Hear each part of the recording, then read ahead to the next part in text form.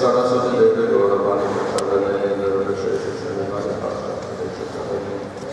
Krishna Chaitanya Prabhu Nityananda Sri Advaita Gadadhar Srivasadi Gaur Bhakta Vrinda Hare Krishna Krishna Krishna Hare Hare Hare Rama Rama Rama Hare Hare. Reading from Srimad Bhagavatam, 920, verse 22. Redo da putra nayati Redo da putra nayati Naradeva Vyamashaya Naradeva Vyamashaya Kamshasya Data Garbhasya Kamshasya Data Garbhasya Satyamaha Sakuntala Satyamaha Sakuntala Redo da putro nayati Redo da putro nayati Naradeva Vyamashaya Naradeva Vyamashaya Kamshasya Data Garbhasya Kamshasya Data Garbhasya Satyamaha Sakuntala Satyamaha Sakuntala Redoda putra nayati Redoda putra nayati Naradeva Yamashaya Naradeva Yamashaya Kamshasya Data Garbhasya Kamshasya Data Garbhasya Satyamaha Sakuntala Satyamaha Sakuntala Redoda putra nayati Redoda putra nayati Naradeva Yamashaya Naradeva Yamashaya Kamshasya Data Garbhasya Kamshasya Data Garbhasya Satyamaha Sakuntala Satyamaha Sakuntala. Write it down. The person who discharges semen. The person who discharges semen. Rudra, son, Nayati, says Naradeva, O king, Yamashaya, from punishment by Yamaraj, from Lord itself, and Asya, of this child, Data, the creator, Garbhasya, of the embryo, truthfully, said, your wife. Translation, O King Dusmanta, he who disturbed the seventh, the actual father and his son, saves him from the custody of Yamaraj. You are the actual procreator of this child, and Sakuntala is speaking the truth. Purport, upon hearing the home of Maharaj, accepted his wife and child according to the Vedic Smriti. Unnam no narakaya samat vikaram trayate sudava. Tasmat putra iduprodya swayam uva. Having a son delivers his father from the punishment in hell called Put. The son is called Putra. According to this principle, when there is a disagreement between the father and mother, it is the father, not the mother, who is delivered by the son. But if the wife is faithful and firmly adhered to her husband, when the father is delivered, the mother is also delivered. Consequently, there is no such thing as divorce in the literature. The wife is always trained to be chaste and faithful to her husband, for this helps her achieve deliverance from any abominable material condition. This verse clearly says, Putra Nayati Naradeva Yamashaya. The son saves his father from the custody of Yamaraj. It never says Putra Nayati Matara, the son saves his mother. The seed-giving father is delivered, not the storekeeper or mother. Consequently, husband and wife should not separate under any conditions. The child, when they raise to be a Vaishnava, he can save both the father and mother from the custody of Yamaraj and punish him hellish life. Simply goes on, he said, the Maharaj Yashoda passed away from the earth. His son became the emperor of the world and proprietor of the 7 islands. He is referred to as a partial representation of the Supreme Personality of Godhead in this world. Purport in Bhagavad Gita, it is said that Yapakuti Matsatvam Srimad Ujitam Eva Matam Gata Eva Chakvam Mamatejam Sarasambhavam. Anyone extraordinarily powerful must be considered a partial representative of the complex of the Supreme Godhead. Therefore, when the son of Maharaj Yashoda became emperor of the entire world, he was celebrated in this way. So, here we have the conclusion of the story of Maharaj Yashoda, who finally accepted the son given by Sakuntala. And then the son became the emperor of the world, and he turned out to be a king as well. Prabhupada here quotes from the Smritis talking about how the son saves the father from trying to take him. So the son saves the father from hell in the sense that, in the ordinary sense, that he does the Shraddha rites. And by the Shraddha rites, the father or mother or an ancestor is supposed to get relieved from punishments of various sorts, including hellish punishments. So that's the normal conception under which the son delivers the father.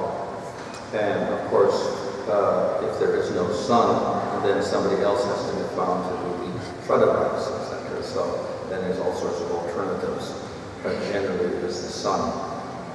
So there's stress on having a son so he can do the rites for the father, etc., and deliver him from hellish punishment. This does not exempt a person from his activities. You cannot say, well, the son's going to do my Shraddha rites, therefore I can do any sinful activity in this lifetime, and it doesn't matter. But the rituals carried out by the son do help the father or any other person he does it for. So there is some relief by the activities of the son. This, of course, creates a little continuity in the family, because the son's duty is always to respect and protect and relieve the elders from danger or pain or whatever. So there is some sense of loyalty in such belief also. So the Shraddha rites are for this purpose, to relieve a person from his sinful activities of this lifetime. If there is no relief, then whatever sinful acts the person has done, they will affect him when he dies in hellish punishment and in the next life. And if someone does the Shraddha rites, he gets some relief. You cannot say complete relief, but at least some relief is there for his activities. So in other words, by the connection of being a relative or whatever, and then doing the rites, we can give relief to a person for his activities, but obviously it's not complete. The person himself must bear some responsibility for his activities in all cases. So this is one method of helping another person get relief from his suffering. This, of course, is within the whole karma yoga system. The other way, of course, is through bhakti. So bhakti operates in the same way. So we know that if one becomes a devotee, then the previous and the past, future generations all become liberated or whatever. So this is the same idea that a person, if he becomes a devotee, helps his ancestors, parents, and others previously, and even the future persons attain freedom from karma, etc. So in the karma yoga system, the aim is relief from suffering due to sin. It's not liberation. The goal through bhakti also is not liberation, but it not only relieves a person from sin, but can relieve him completely from all karma, etc. And he can go beyond liberation and get to the process of bhakti. So we get something superior happening, but we get all the, whatever is desired, through Shraddha rites, etc., is also accomplished through the process of bhakti. Normally we think of bhakti as something that a person does and he gets the result. So that's directly there. And one is responsible for cultivating one's own devotional service. However, we do know that there is what we call agyata sukriti, that other people get benefit simply by circumstance, accident, or whatever. So simply because a person is the parent of a devotee, that's an agyata sukriti for that person. He's a connection with the person. He helped produce the person, so that's his agyata sukriti. And that person became a devotee. So therefore they get some bhakti credits for that. And similar, anybody connected in the future gets some credit because it's related to the person.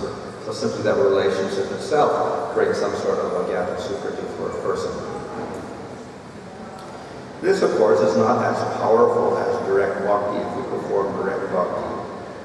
Agyata sukriti is usually accidental or whatever, and it is less powerful. So direct bhakti is very powerful. This indirect bhakti, agyata sukriti, is not so powerful and it's not so frequent. So therefore, it does have some effect, but it's not so powerful as the process of direct bhakti.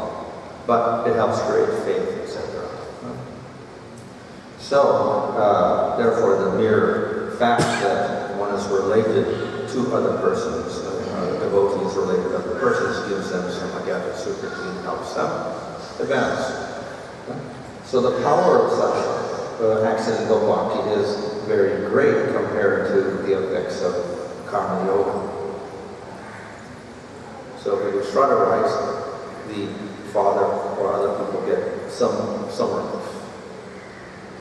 But we see, for instance, with Ajamil, he accidentally chanted the name of the Lord as agyata sukriti, and he is completely free from all of his karmas, past, present, and future. So the effect of accidental bhakti is very, very great. It not only frees you from some of the suffering, but it frees you from karmas, past, present, future even. So therefore, similarly, simply by giving birth to a son who becomes a Vaishnava as agyata sukriti, it operates in the same way. It very easily relieves them of all these karmas. In fact, more karmas than the Shraddha rites would. So in that sense, very powerful. However, the other effect is that if a person becomes a devotee, then he may actually influence parents and other persons, or children, etc. And then they also become devotees into that. So not only agyata sukriti is there, they may get to the point that they develop faith and they begin to practice the process of bhakti. So that's even a greater benefit that they get. So by taking to the process of bhakti, not only they are free from karma, but then they can advance towards the spiritual world and get a spiritual body and serve the Lord eternally. So there's a much greater effect. So at least minimum is they can get a better effect than the Shraddha rites simply by having a devotee in the family. But the greater effect is if they actually begin to have faith and then begin practicing bhakti, then they can get much more than that. So similarly, that accidental chanting of the holy name gave Ajamil relief from his suffering and his sins, etc. But that was the extent. It didn't give him prema, it didn't give him the spiritual world. But it did one other thing, and that is he got the association of the Vishnu gods. And due to that, then he became a devotee. Then he practiced bhakti directly. Then he got prema. Then he went to the spiritual world.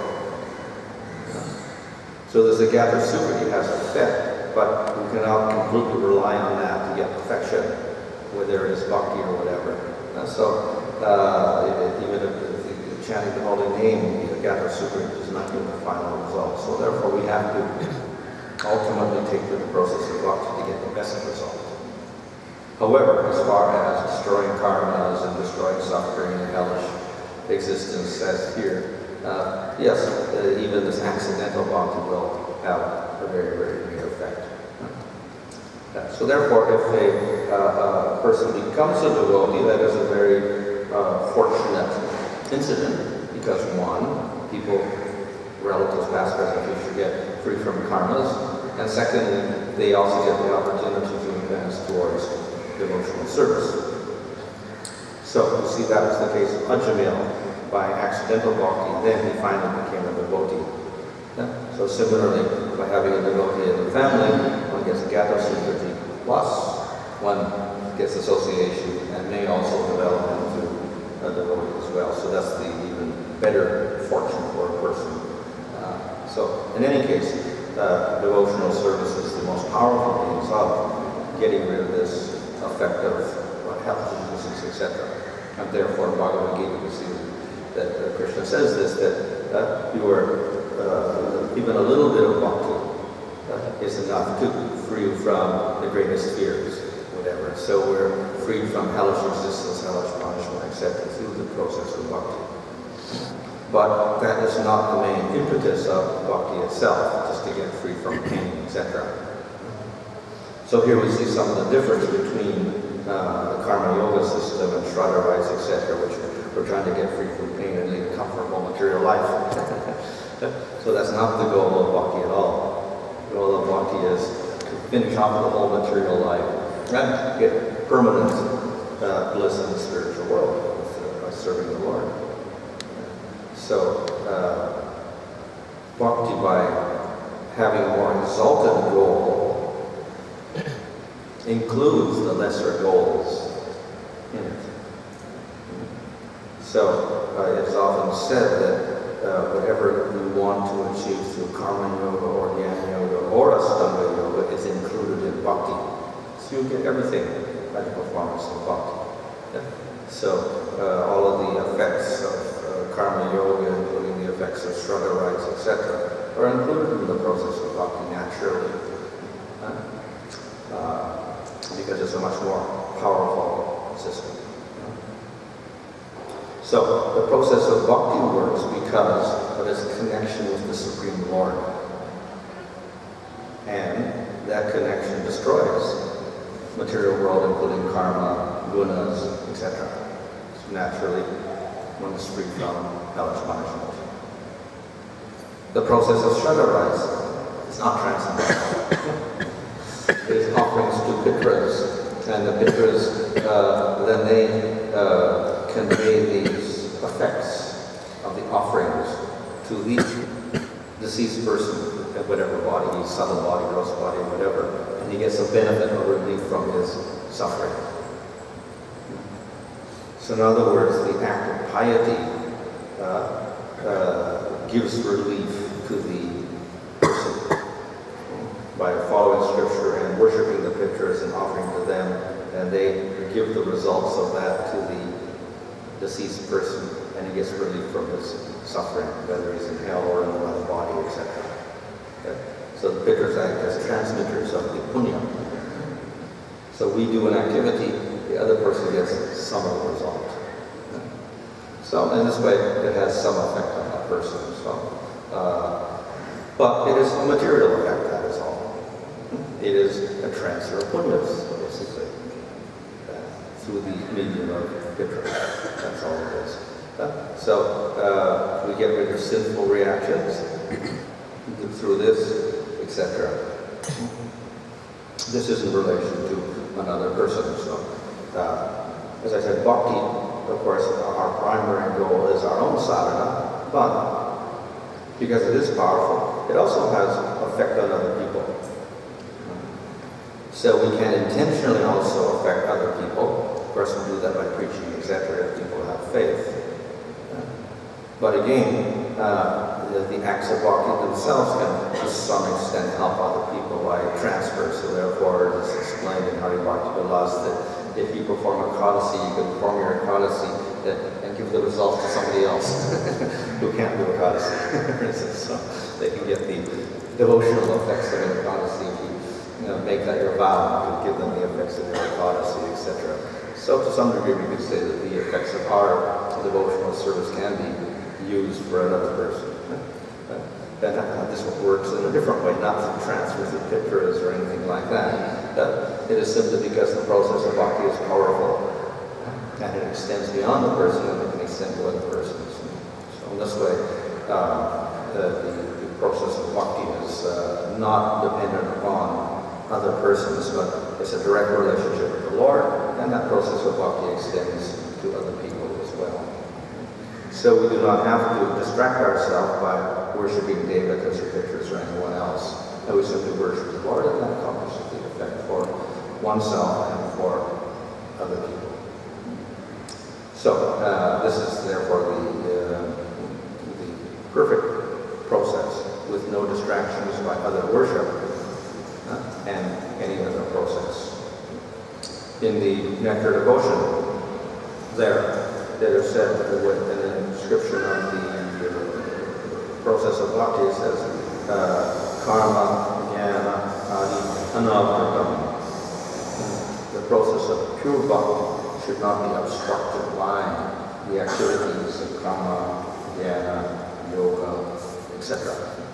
Which means that the purity of bhakti should not be interfered with by these other actions. So this does not forbid the actions of karma yoga, but it does forbid actions which will interfere with the purity of the bhakti. In other words, other intentions get there.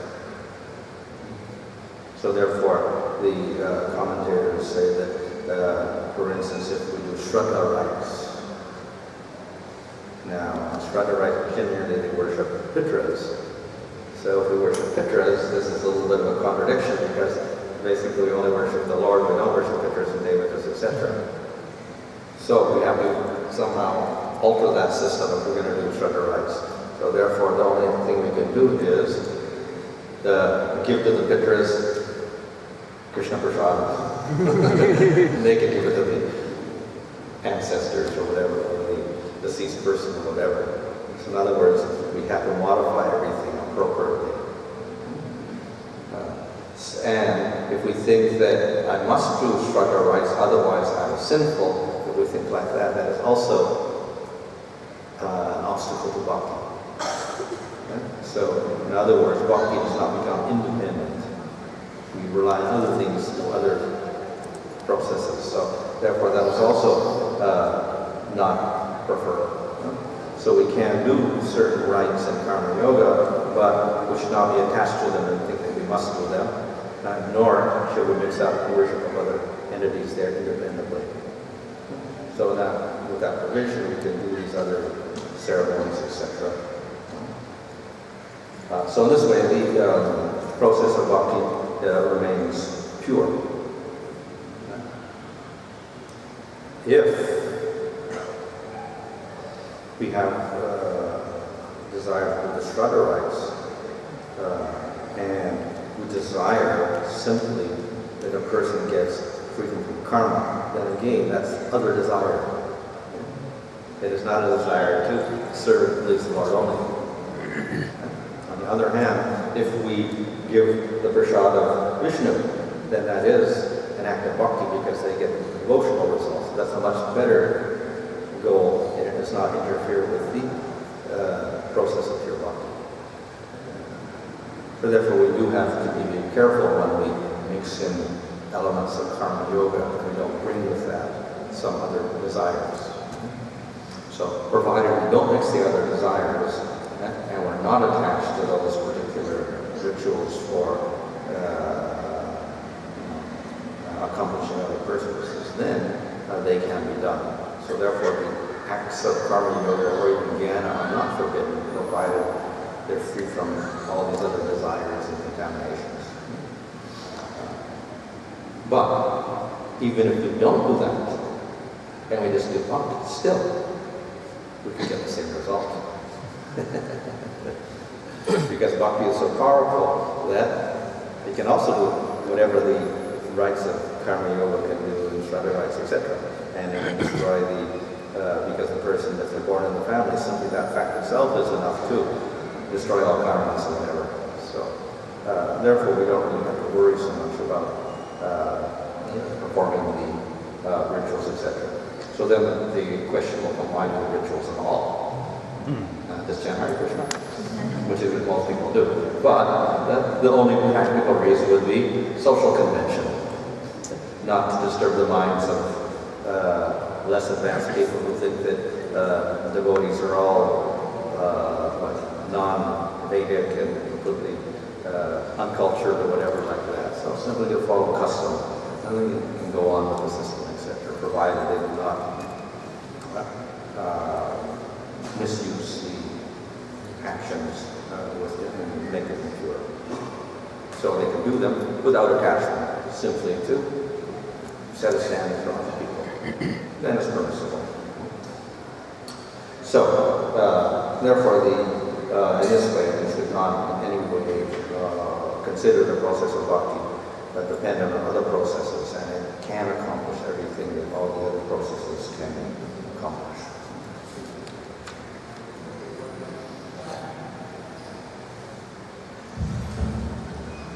See,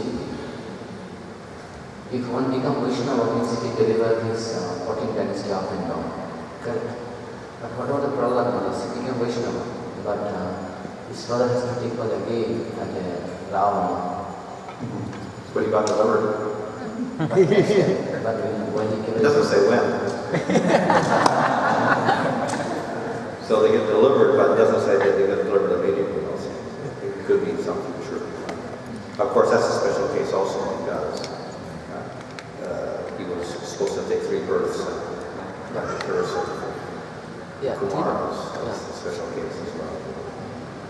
And what of this karma can be transferable, means someone had done some sinful activities. So because someone is doing the pious activities, so okay, I'm doing pious activities, so because of the pious activities. Well, that's exactly what Shraddha writes.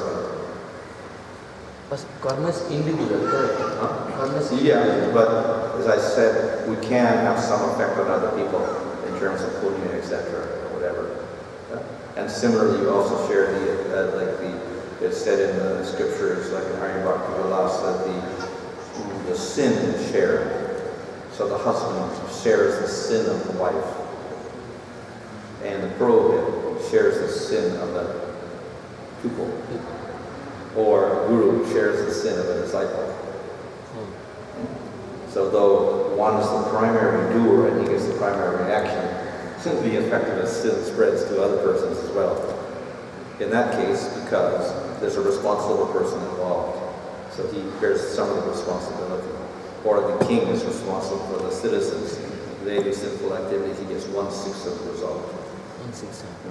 So in this way, there is though the primary target for the karma, we all have a secondary target sometimes, so people who relate to the person. And similarly with punyas, they can also be related in this way. All this relationship of king, father, everything is material and concept of the body. Now why should activities of the result should be shared with this? The spirit soul has nothing to do with the relationships. The spirit soul doesn't, but we're dealing with the material world, and the law of karma deals with the material body. That's all. And we're dealing with relationships in the material world. So these are just parts of the law of karma. So we're dealing with the limits. Advaita perform the Shraddha rites. Was it done on a social dimension? What's that? When Advaita perform the Shraddha rites. Yeah. We see in general within the Gaudiya Sampradaya, they follow the Shraddha rites, etc. You'll see in the Goswami lines or whatever, they do Shraddha rites, etc. So generally it's done by conventional, hopefully attachment to the rites themselves and thinking they're independent and they have to be done to save the parents. It is done for social convention. Maharaj, sometimes we see that somebody is in a Kanishta stage and starts performing bhakti, and if we think that okay, we have to give up these rituals, but giving up these rituals is also sinful. So that's considered to be an offense. They consider them sinful to give up the results. So this is directly stated in Bhagavatam that if one takes to the process of bhakti and worships the lotus feet of the Lord, and then he gives up karmas, duties, etc., it's actually not a sin. He doesn't incur any sin by that. As even Krishna says in Bhagavad Gita at the end, aham tamasava papi moksha sami. So it seems like doing bhakti. Whatever sin was incurred by not doing your duty in karma yoga is overcome by the process of bhakti itself. but even if the person is not completely surrendered, maybe he's just in Kanishta level, he's just beginning this thing. So does it still work the same way? Well, it is said that the qualification for bhakti is that he has faith. And once he has faith and he performs bhakti, then he is not obliged to these other activities. He may do them, but he's not forced to do them. Now, if he remains attached to them, then this becomes an impurity in his bhakti, that I have to do these activities, otherwise I'm sinful and bhakti is not going to help me. That becomes a sin also. or a mixture in his bhakti, so that contaminates his bhakti. So he may do them, and for several reasons. One, to set an example for others and not disturb the social system, which is the normal reason. The other is that some of the elements are useful for his progress in bhakti. The elements of jnana, for instance, may be useful also for sense control, renunciation, etc. So certain rules from jnana, yoga, or karma may be useful for the devotee in his progress. In karma yoga, we have rules of cleanliness, social interaction, duties in society, etc. So all those are handled by karma yoga. So we have to operate in the material world, use those rules as far as we have to interact with the material world, family members, etc. Use the varnashram rules. But let's not be too attached to them, that's all. So we don't necessarily give them up. So one who just gives them up out of laziness also, that's not good. So he has to be very careful what he gives up and how he gives up. The motive is also important. And it also absolves the person from all indebtedness in terms of, like for example, the putra might be at a very elevated stage and he might actually be ready for, going back home. Yeah. But the parents or the pitras might be still here. So does he get stuck here because he didn't deliver them or something like that? No. It becomes he delivers simply by his devotion. He delivers everything. Everything is accomplished by bhakti. So whatever debts are there are resolved. We have debts to devatas, sages, other human beings, etc. All the rinas or the debts are paid off. There's no debt when one performs bhakti. Everything is covered. And whatever karmas one should perform, in Hari Bhakti also says, the devatas and the sages in the sky, they do all the activities for you, so you don't have to worry about it. So there is no sin. When some the son delivers the father. Yeah. Instead, in Srimad Bhagavatam, we see the Guru Nasa, the Pita Nasa, the position of father cannot be accepted if he is not able to deliver the son. Yeah. What should we understand?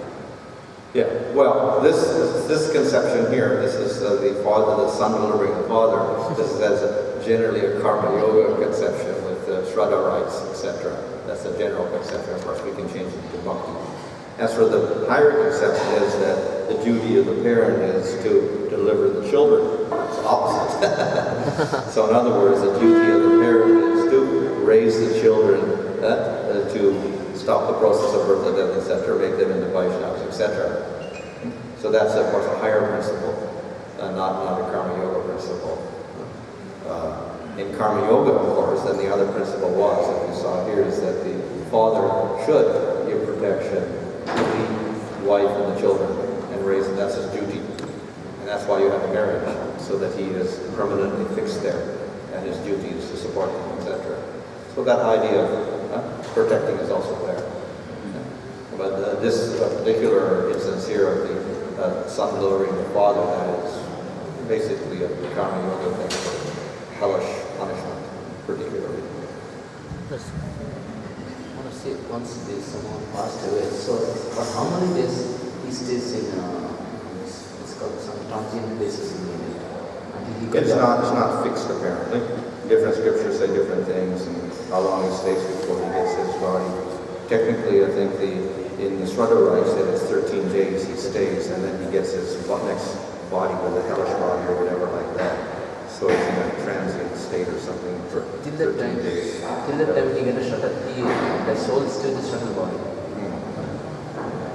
But after getting Shraddha, means the Shraddha sin, so he get a... Hopefully he escapes from hell and he gets another body, another human body or whatever. But Shraddha can... The example of a home is given. A home gets into another leaf before it takes away from one leaf. He gets that leaf, gets another body, and then he is there. Srimad Bhagavatam. The caterpillar going from leaf to leaf, so to speak, he kind of half transfers himself into the next body or whatever. Maharaj, when you say that one becomes the one to practice bhakti, the deliver the family, what exactly means deliver? The people who were, they have opportunity to his own devotional service, what means actually believer? Well, it's not specified in the scriptures itself. We can say at least they get free from karmas to some extent, and maybe completely, as in the case of Ajamil got free from his karmas completely, simply by accidentally chanting the name once. All of his karmas suddenly disappeared. So, therefore, being born in a family, a devotee being born in a family will help get people free from their karmas. That, of course, does not give them prema, definitely. And that's not our goal, right? But at least to get, let's say, free from karmas, etc. So to get bhakti and prema, then we do have to seriously practice in most cases, unless we get extraordinary mercy of the Lord and get killed by the Lord and we go to the spiritual world. But normally, to get the spiritual world and get prema, then we have to practice bhakti directly, not just simply depend on being born in the same family as a devotee or something like that. But if one worships his forefathers, then he goes to forefathers. But assuming the case that if his forefather is in planet Earth with the animal body, then how does it... Well, planet of the forefathers actually is pitras, which are a class of beings like Devatas. Doesn't ignore a particular father or whatever. So you worship the pitras, and then you can become a pitra, and you can carry out that function as a pitra. Just as if you worship the Devatas, you go to Svargaloka and you can act like a Devata and carry out the functions of a Devata. I want to finish this. Prabhupada quoted this person, Punnamang Naraka Ismat. That Punnamang Naraka means this, the Sutta is delivered. From one Naraka, not that there are unlimited Narakas again. What's that? There are unlimited Narakas, but this Putra only delivered from one Naraka, not all the Narakas. Well, this is a general statement. Obviously, in the fifth canto, we get how many? 21 places within the Naraka in general. So it's just a general thing that you get free from hellish punishment, whatever that is. So, of course, there's many divisions of the Patalaloka Naraka. Maharaj, you mentioned the Hari Bhakti Vilas, which is meant to be the guideline for Vaishnavas. And I don't know if I'm wrong, but I think that in one of the classes you referred to Prabhupada saying that we do not follow exactly the Hari Bhakti Vilas. And there are many quotes that are now coming out for, let's say, Dhamma, Krishna month, the Kala season, certain festivities that obviously Prabhupada didn't emphasize or mention. So, how is it, or what's the difference between our practice, what Prabhupada did, what Prabhupada said, and what we find in the Hari Bhakti Vilas, which are some things that sometimes Prabhupada didn't even mention? Well, one is that I think you mentioned in one place that therefore we go by the commentary. So there's a commentary written on that Hari Bhakti Vilas also. There, to some extent, it explains certain things and certain things that we don't do, even though it's mentioned in Hari Bhakti Vilas itself. Basically, it is a book meant for deity worship and the rules of deity worship. And then some of those procedures we don't follow, certain nyasas and things, mudras and nyasas and all those things we don't, even though it's described in great detail there.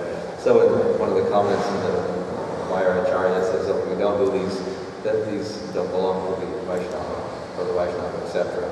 Or worship of the other deities, the Dwarka form of Krishna, for instance. So therefore, Vishnu Chakravarti says that generally we're worshiping Vrindavan Krishna, not the Dwarka form. Because of the Dwarka form, then we worship the Rukmini and the queens, etc. And then our destination will be different. So in that sense also. So some of the rules are taken more or less, we say, some on the Smritis or Smarta literature. Some are taken from Tantras, some are taken from Puranas, some from Pancharatra, so it's taken from various sources. Just to make a certain point that these are the basic stages in deity worship itself, but not necessarily that we do them all. So that is why we have to take one, the commentary written on it, I think, Sanatana Goswami, and secondly, the comments made by other acharyas like Vishnu Thakur as well. And then the general procedures that are followed within the Gaudiya Sampradaya for deity worship, because they don't follow all that, obviously. And we look at that and then just follow that. Not everything literally that's in the Hari Bhakti Vilas. So is it correct to think that Prabhupada didn't emphasize or publicize some of those details also because it would have been too difficult for, let's say, Westerners and the majority of people nowadays to follow those things? Yeah. Well, yeah. In other words, he emphasized the essential things. Now, people want to follow more details. Of course, they're free to follow some details, but then there's a limit, I think, on how far we can go in details also. So that's why the comment is there that at least we should go by the guidance of the acharyas and the commentaries, etc., and certain things that are there we don't do at all. Other things we could do. Other things maybe we do, maybe we don't do. But at least essentials are there. So, and again, the deity worship itself is secondary to the chanting the holy name. That's all Yuga Dharma. So therefore, it is in itself a secondary process. Within that we get primary and secondary rules. So therefore, it has less importance in those things. So, and what we do have to follow Scripture as much as possible. Now, of course, chanting Hare Krishna is beyond Scripture, beyond rules and regulations in one sense, in the ultimate sense. But then we do follow certain rules there as well, in terms of, we should associate with devotees, learn the Scriptures, etc. So we have some restrictions there. And then in terms of deity worship, yes, we have to follow some model of Pancharatra. So then we follow what's in the Bhakti laws in some form or other. We do not necessarily follow everything, and according to the acharyas. So Maharaj, going back to the delivery, so you said that one practice bhakti, the deliver the old generations, and actually deliver means that take out the karma. Means that this delivery doesn't give anything spiritual, right? It's like the only take out the karma. Yeah, well, just to remember the example of Ajamil and his accidental chanting of the holy name. The direct result was removal of karma. But then, because of association with the Vishnudutas, then he began practicing bhakti. So the karma is one thing, but removal of karmas is one thing. But the other is they may get the opportunity to associate with devotees and then advance in devotional service. Govinda Ghosh deity starts serving for Govinda Ghosh. So I believe I guess to follow social convention.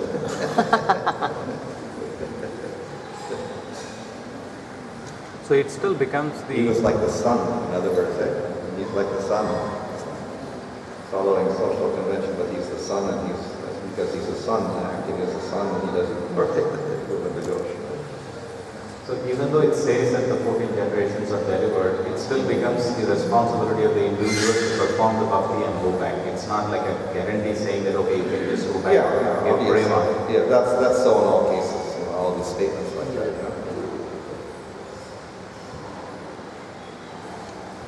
Vrindra